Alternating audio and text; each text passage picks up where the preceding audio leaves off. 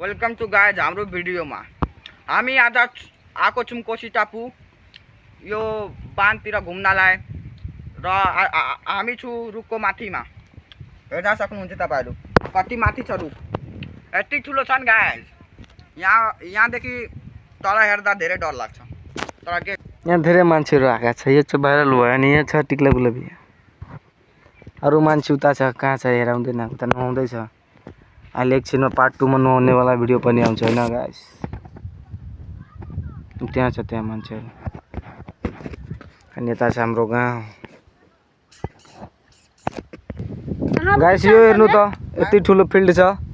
यो फिल्ड के कामको छैन यहाँ क्रिकेट स्टेडियममा त केही खेल्नको लागि नत्र घरकै लागि त्यस्तो त्यहाँ घरहरु छ यस्तै त पनि दिइहाल्छ न त जंगलले बनाइदिन्छ यस्तो फिल्डहरु बेकारमा वेस्ट जाँदैछ अनि भन्छ जग्गा छैन घरहरु बनाउनको लागि त्यस्तै यति ठुलो कति ठुलो फिल्ड छ त हेर्नु त यहाँ देखि लिएर पुरा सो त्यहाँसम्म छ यहाँ भन्दाखेरि पुरा यो दुईटा तीनटा बस्ती बसिहाल्छ त्यति ठुलो फिल्ड छ अनि यता कोशी छ कोशीमा बाढी आएको छ हामी त्यो भिडियो पार्ट 2 मा हेराउने छौं धेरै जोरले बाढी आएको छ कसरी बाढी आयो त्यो चाइनाको ड्याम फुटेर त्यो त्रिशुली नदीमा बाहिरो आयो र के आयो बाहिरो अनि यो चाहिँ हाम्रो ब्रिज होइन यता पानी टप्ने यता मान्छेहरु आउँदैछ यता टप्ने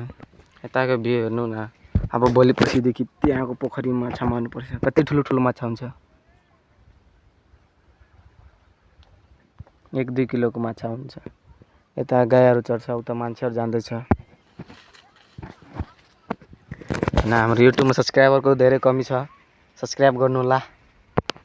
नुता पनि नुहाउँदैछ गाइस उता हेर्नु मान्छेहरु यता राति हात्ती पनि आउँछ हात्ती आएको छ कि छैन त हात्ती त थाहा छैन आएको छ छैन सुँगुर पाइन्छ सधैँ पाइन्छ यता राति आउँछ हरिङ पनि पाइन्छ हैन अनि गोडगधा के डंकी भन्छ जंगली डंकी अस्ति आएको थियो यता बाँधतिर हामी सधैँ हेर्छु यिनीहरु यो जनावरहरु सधैँ हेर्छु यता आउँछ हैन यता देखि यो के भन्छ यो डेनमा पानी घुसेको छ कोशीको यता पानी छिरिसकेको छ त्यही भएर यो त्यो साइडको जनावरहरु यो पटि आएको छ उता जंगल सबै पानी छिरिहाल्यो घरमा अनि सबै यताको जंगलमा आइसक्यो गाइस यहाँ देखि हेर्नु कोशीको भ्यू उता हेर्नु पारी हेराउँदैछ त्यो जंगल उताको त्यो रुखहरु सबै कोशीको त्यो पारी